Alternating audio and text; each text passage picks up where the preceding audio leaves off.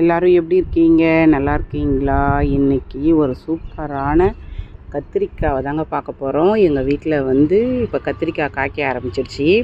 அழகாக குட்டி குட்டியாக பிஞ்சு வச்சுருக்கு பாருங்கள். 8 மாதம் ஆகுது இந்த செடி. காய்ச்சினே தான் இருக்கும். இப்போ 4 மாதமாக நான் இல்லாதபோது சுத்தமாக காஞ்சி போயிருந்துச்சு. நான் நல்லா தண்ணி ஊற்றி, இங்கே பாருங்கள் எவ்வளோ பெருசில் இருக்குன்னு. செடியே நல்லா பெருசாக இருக்கும். நல்லா தண்ணி ஊற்றி நல்லா இப்போ தான் பூ வச்சிச்சு. இன்றைக்கி தான் பார்க்குற வாசலில் அழகாக பிஞ்சு தொங்குது. சூப்பராக இருக்குது. ஆனால் இதை யாரும் பறிக்காமல் இருந்தால் நான் கண்டிப்பாக இதை பறிக்கும்போது வீடியோ போடுறேன். நிறைய காய்க்குங்க. காய்ச்சினே தான் இருக்கும்.